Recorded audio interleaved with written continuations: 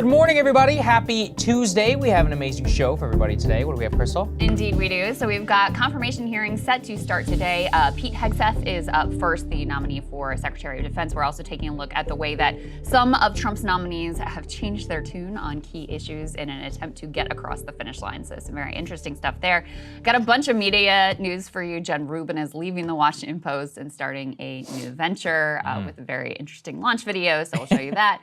The big news, though, is MSNBC, Rachel Maddow is being put back in on a nightly basis, at least for the first 100 days of the Trump administration. I think an indication of how much MSNBC is struggling in the ratings and sort of trying to regain their identity and plan for the future, et cetera. So really interesting development there. Huge potential news in the Middle East, may be inching close to a Gaza ceasefire deal. The details on how that was all achieved, obviously the timing as Trump is set to re-enter office, all of this very significant, very interesting. So we'll dig into that. Also have some updates for you on a potential TikTok sale. So there was a report that they might be looking at selling to Elon. Who knows? They're denying it. I don't know. It's interesting. We've also got the latest in the back and forth with Steve Bannon just absolutely torching Elon Musk in this continued sort of intra-MAGA war. We are going to once again attempt to have Matt Stoller on today. We had some kind of technical issue yesterday. We wanted to get him to weigh in on Mark Zuckerberg's appearance on the Joe Rogan podcast and what he had to say there in particular about the CFPB. So we're going to try for that again. I think we've got all the tech issues resolved, so it should be good to go this time. And James C. Fox has a new documentary out about the UFO program. So Saagar's going to talk to him about that. I'm sure that will be quite interesting. It will be interesting indeed. James, one of my favorite UFO filmmakers. He's made some phenomenal films and documentaries in the past. Highly recommend you guys watch them, and we will show you where you can, as well as talk to him a little bit about what we learned. But as Krystal said, the hearings are off. We are off to the races. Pete Hegseth will be in the box today, very shortly after we finish taping this show, actually, on Capitol Hill. Let's go ahead and put this up there on the screen. Pete Hegseth will be the first of Donald Trump's nominees to appear before the United States Senate for his confirmation hearings, but quickly followed within the next week or so that you guys should pay attention to. So after Hegseth goes up, Kristi Noem is set to testify on Wednesday at 9 a.m. for DHS Secretary. Marco Rubio will be at 10 a.m. Wednesday before the Senate Foreign Relations Committee. Pam Bondi will also be up before the Senate Judiciary Committee this week on Thursday.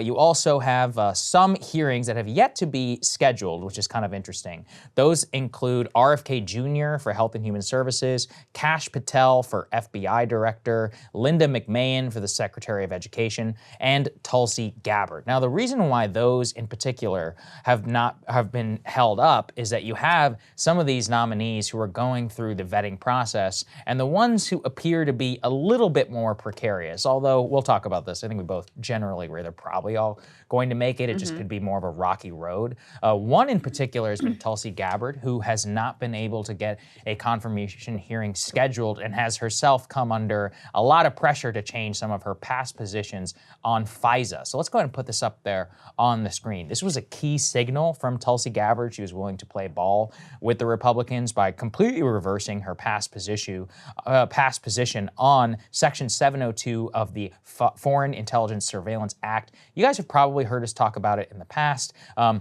but what it all comes down to is that Section 702 reauthorization has been a key issue, actually since the beginning of FISA, but in particular became a bipartisan issue after it was used to spy on Carter Page, the Donald Trump associate from 2017 as his key part of Russiagate lore. So ever since that happened, there's been kind of a MAGA push to try and to end Section 702. The deep state has fought tooth and nail to keep it. And they've succeeded. And frankly, this is just more evidence of why they succeed. Senator James Lankford of Oklahoma literally said, he's like, I will not vote for her unless she reverses her position on 702. And she was like, okay. So, and he wasn't the only one. And he was not the only one. He's the only one who said it out loud. We'll recall in the House of Representatives, Mike Johnson, who previously had said some interesting things on 702, Mike Turner, who's in the Intelligence Committee chair, and others significantly pushed. And all of a sudden, miraculously, 702 just sails through the House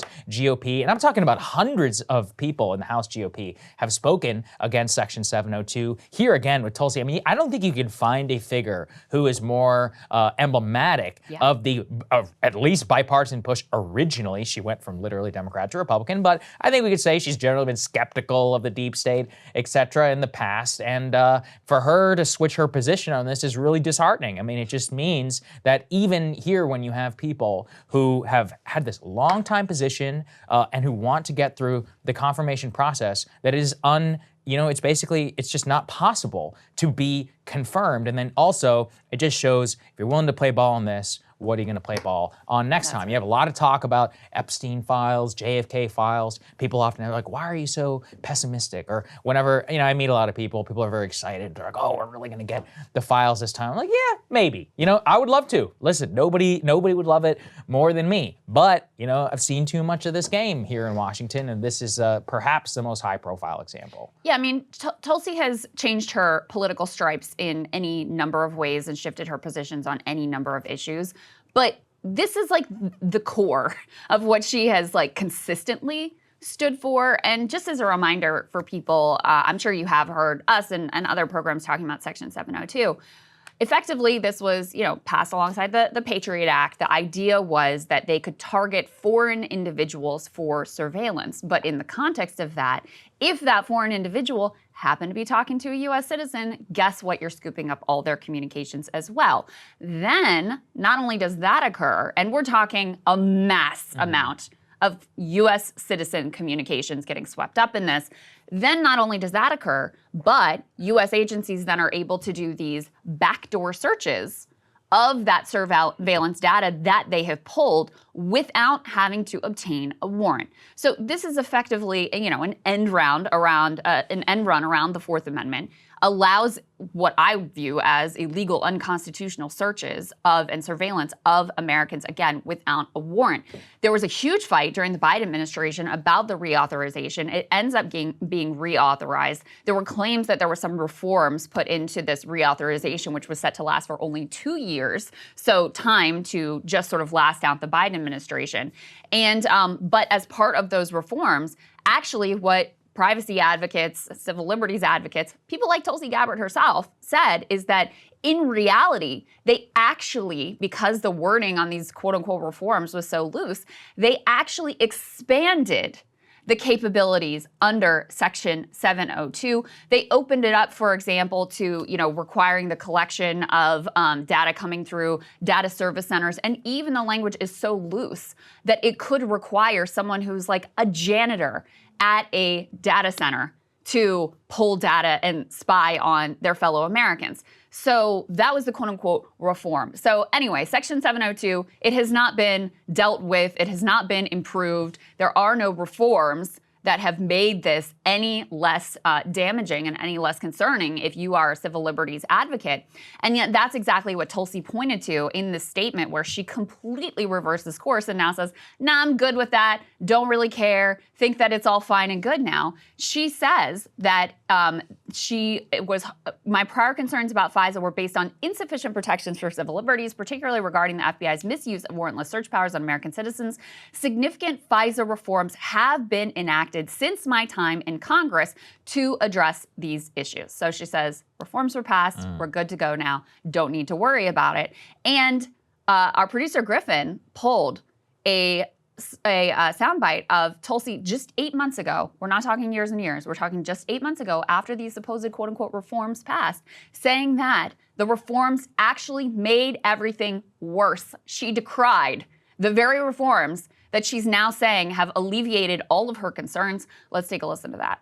The bill that would reinstate or extend the FISA authorities, the Foreign Intelligence Security Act authorities, for another 2 years.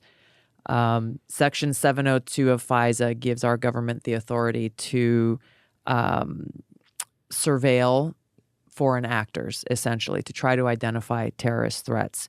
But part of that is they have the ability to capture all of the conversations. If you talk to somebody in another country that they're interested in, they can then go in and capture all of your information as an American citizen. And they can do this without a warrant. This has been in place for quite some time.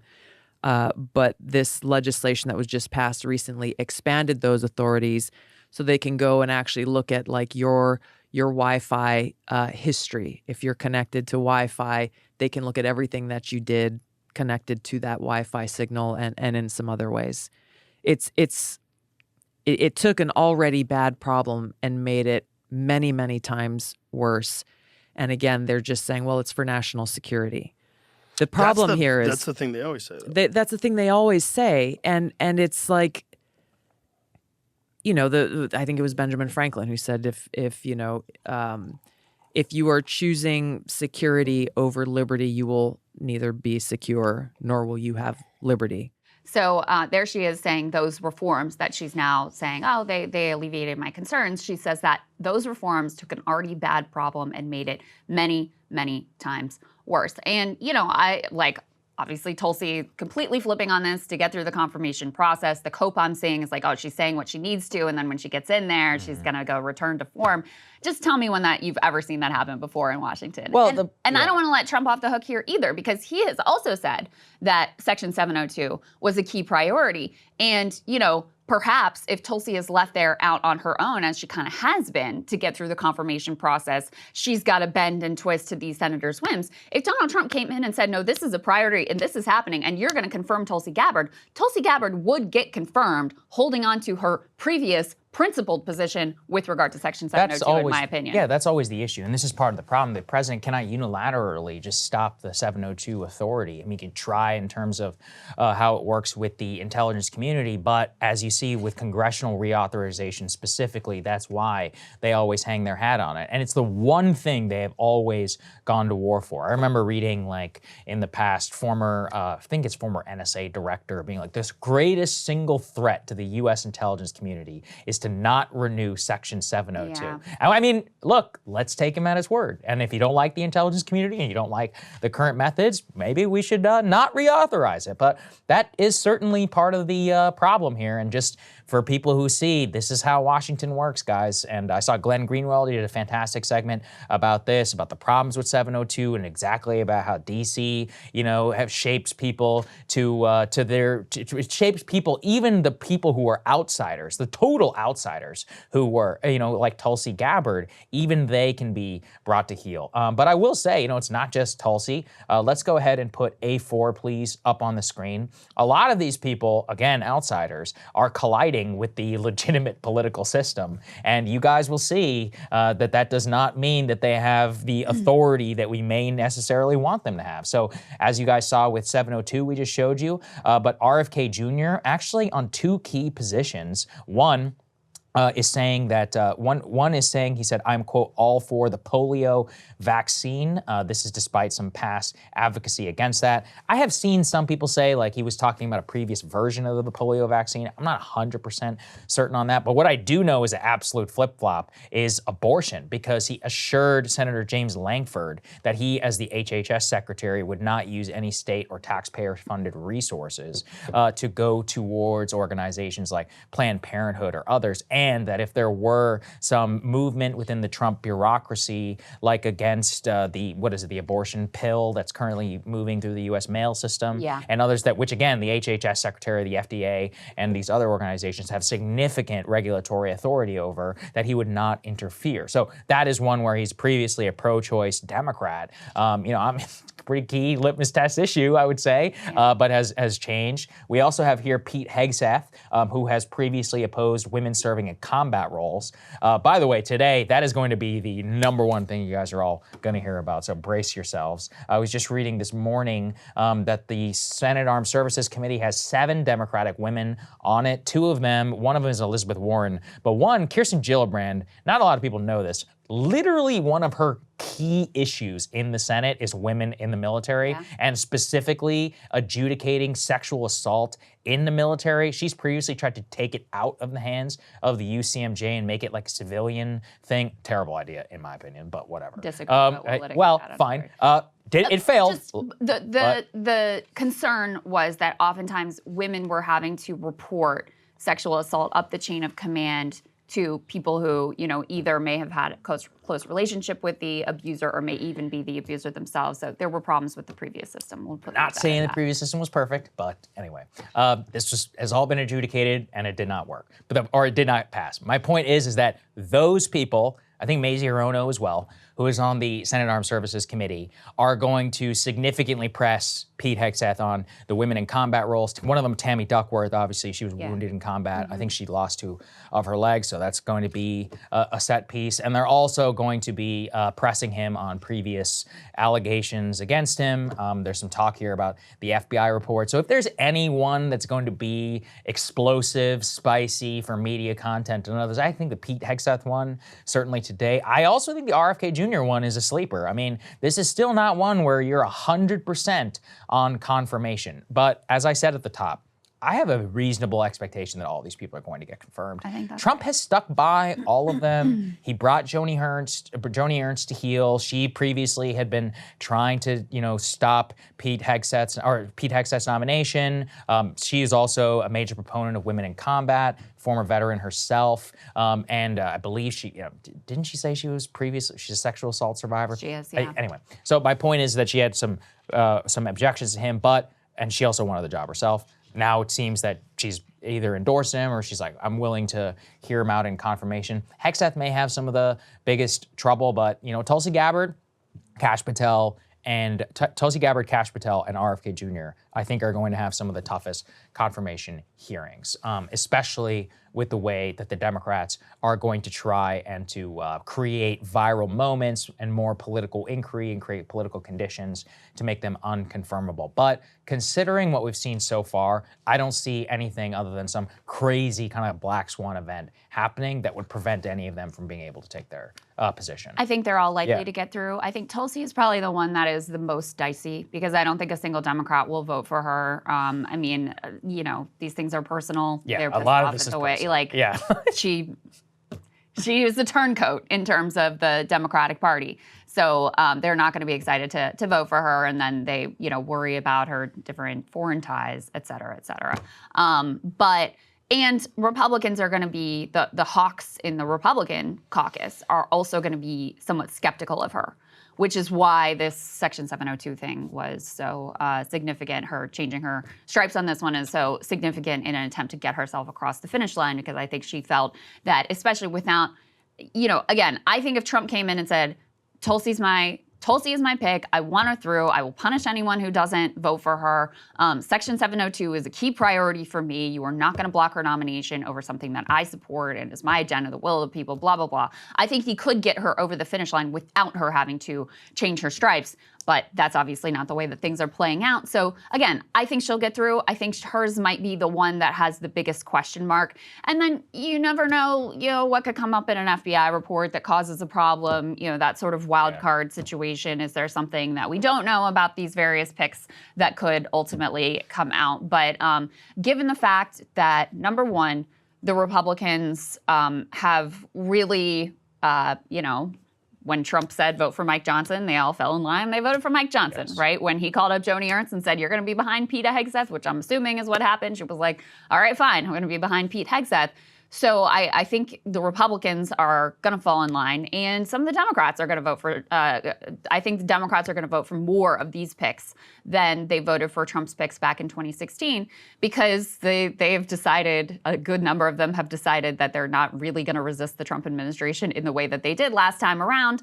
There's just less of a desire to fight on some of these things. So yeah, I think these picks are all probably going to get through. Hey, if you like that video, hit the like button or leave a comment below. It really helps get the show to more people. And if you'd like to get the full show ad-free and in your inbox every morning, you can sign up at breakingpoints.com. That's right. Get the full show, help support the future of independent media at breakingpoints.com.